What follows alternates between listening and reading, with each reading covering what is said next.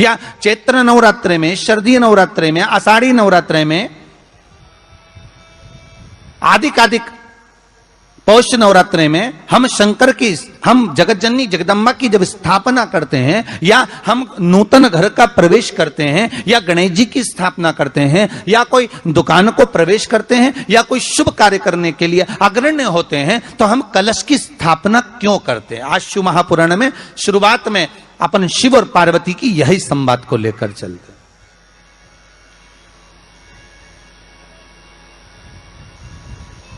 आखिर कलश में ऐसा क्या है?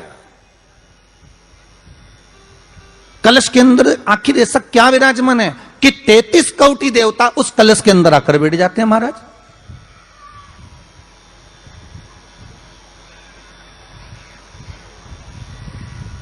आप कोई यज्ञ करने जा रहे हो, आप कोई पोथी पुराण करने जा रहे हो, आप कोई अच्छा कार्य करने जा रहे हो, तो ब्राह्मण देवता कह देते कलश की स्थापना होगी, कलश की शोभा यात्रा निकलेगी, कलश यात्रा निकलेगी, कलश विराजमान होगा। और आज हर की पौड़ी पर, प्रयागराज में, या उज्जैनी में, नासिक में जो बड़े बड़े कुंभ के मेले होते, कुंभ का मतलब भी तो कलश से होता, उसकी महत्वता क्यों है? उस कुंभ की, उस घड़े की महत्वता कहां से प्रकट हो गई?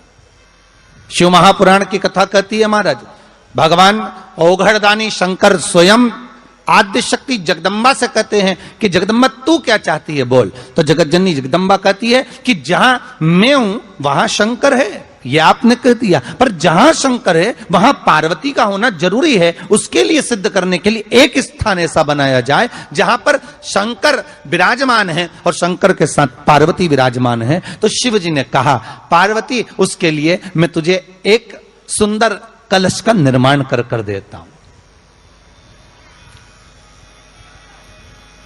दुनिया का रचनाकार, दुनिया की रचना करने वाले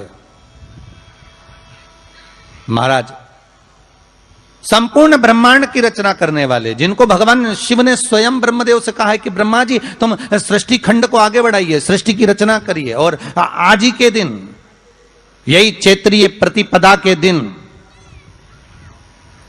यही इसको कहते हैं नया संवत्सर, नया वर्ष। हिंदू धर्म में क्यों कहा जाता है? आज ही के दिन ब्रह्मा जी ने महाराज सृष्टि की रचना करना प्रारंभ करा था। आज ही के दिन भगवान शिव और ब्रह्मा का संवाद हुआ था। सीधे भगवान शंकर ब्रह्मदेव के पास जाकर बोले थे, हे ब्रह्मदेव आप सृष्टि की रचना करिए। तो ब्रह्मा जी ने पूछा था, सारे नक्षत्र आपने बनाए, सारे दिन आपने बनाए, सारी घड़ियां आपने बनाई, सारा पल आपने बनाया, मनुष्य की श्वास गिनती, काउंटिंग, अर्थात मनुष्य के शरीर की रोमावली, ये सब आपने निश्चित करी है। नवरात्रि का मतलब क्या होता है?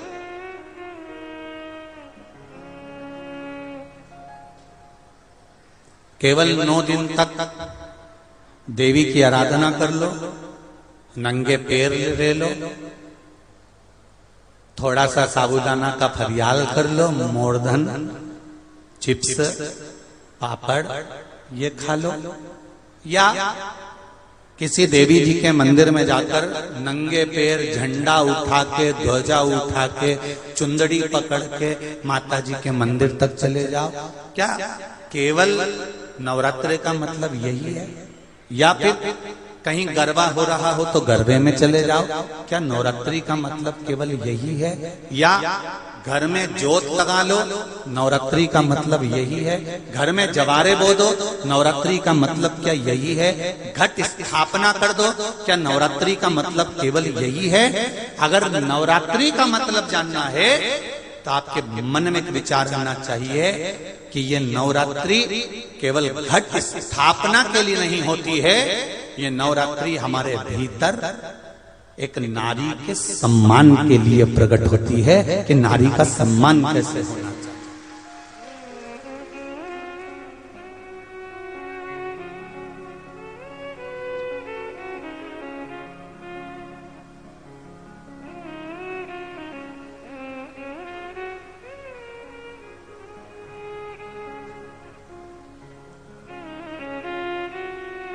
एक नारी का आदर क्या होता है? एक नारी का सम्मान क्या होता है, एक नारी के विचार, उसकी सोच, उसकी दृष्टि क्या होती है।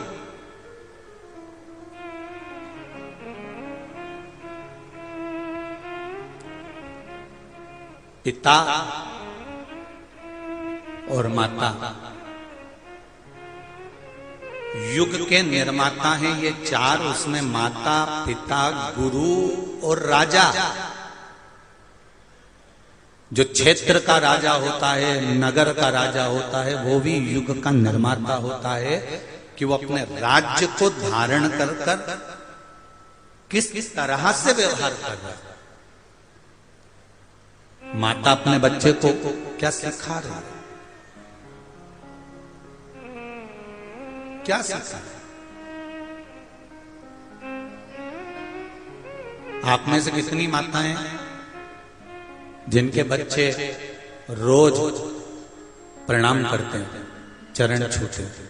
जरा हाथ उठाओ तो। देखा देखी में मत उठा देना री जी हो, क्योंकि देखा देखी में तो काम बिगड़ जाता है। रख लो रख लो, देखा देखी में काम बिगड़ जाता है। कक्षा 8वीं का पेपर था, बच्चे एक के पीछे एक बैठे थे, लिखने के लिए प्रश्न आ गया कि दिल्ली की सबसे बड़ी मीनार का नाम लिखो। आगे वाले ने लिख दिया दिल्ली में कुतुब मीनार है। उसके पीछे जो बैठा था उसने आगे वाले की कॉपी में से नकल कर कर लिख दिया दिल्ली में कुतिया बीमार है। एक प्रसंग चल रहा था कथा में,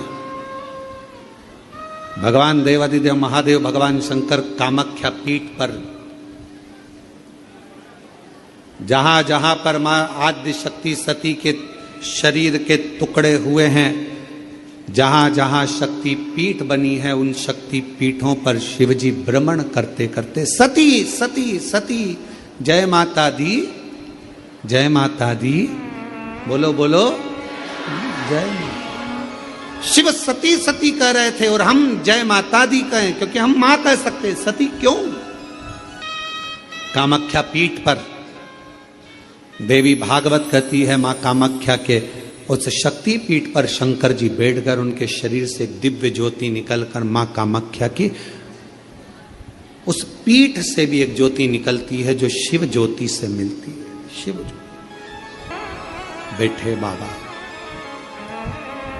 कोई तुमसे पूछे कि सबसे पहली नवरात्रि कहां से प्रारंभ हुई, कौन ने करी, जवाब देना कि मेरे देव अधिदेव महादेव ने मां सती की याद में नवरात्रे 9 दिन कामाख्या पीठ पर बैठकर मां आद्य शक्ति की आराधना करी है, साधना करी, सती का स्मरण किया, सती का स्मरण। और कौन है जिसने सती माता का स्मरण नहीं करा? ये जितनी शक्ति पीठ है, माता सती का ही तो स्थान है। कौन है मां जगत जननी का जिसने भजन नहीं करा, मां दुर्गा का स्मरण नहीं करा, मां आद्य शक्ति अंबा का स्मरण नहीं करा? कोई ऐसा देवता बता दो जिन्होंने मां शक्ति का स्मरण न करा हो। स्वयं शंकर भगवान भी मां शक्ति का स्मरण कर रहे हैं, मां देवी की आराधना कर रहे हैं, साधना कर रहे हैं। क्यों? क्योंकि शंकर भगवान 33 कोटि देवता में केवल एक देव अधिदेव महादेव ऐसे हैं जो नारी का सम्मान कैसे होना चाहिए, नारी का आदर कैसा होना चाहिए, नारी का सत्कार कैसा होना चाहिए, 33 कोटि देवता में देव अधिदेव महादेव अपनी पार्वती का आदर कर कर जनमानस को प्रेरणा देते। एक स्त्री, एक नारी बच्चों को जब विद्याध्ययन कराती है तो वो सरस्वती हो जाती है। एक नारी जब पति कर्जे में लदालूम हो जाता है, उसके पास कुछ नहीं रहता, एक पत्नी अपने मायके के भी जेवर उतार कर लाकर देती है कि कर्जा चुका देना, तब वो नारी महालक्ष्मी बन जाती है। एक नारी जब बच्चे भूखे होते हैं, पति भूखा होता है और भूख लग रही होती है, घर में कोई कैसे वो बीमार भी है ना, उसके शरीर में रोग भी है, सिर दर्द हो रहा है, बुखार आ रहा है, घर में कोई करने वाला नहीं है, तब वो नारी भले नौकरी करे, सर्विस करे, चाहे कहीं पर भी रहे, चाहे वो गृहस्थ आश्रम में रह रही है, परिवार में रह रही है, पर बीमार होकर भी वो रसोई घर में भोजन बनाकर भोजन करा रही है, तो वो अन्नपूर्णा बन जाती है। बच्चों को पढ़ा रही है, सरस्वती बन गई। पति का कर्जा उतारने के लिए उसको दुखी ना देखते हुए उसने अपना गले के रकम, कान के बुंदे, हाथ की अंगूठी, कड़े तक दे दिए, वो लक्ष्मी बन गई। बीमार होने के बाद भी वो भोजन बनाकर अपने बच्चों को, पति को, परिवार को खिला रही है, वो अन्नपूर्णा बन गई। और जब अपने पति, अपने परिवार और अपने बच्चों पर दुख आता है तो वो चंडी भी बन जाती है, वो चंडी भी बन जाती है।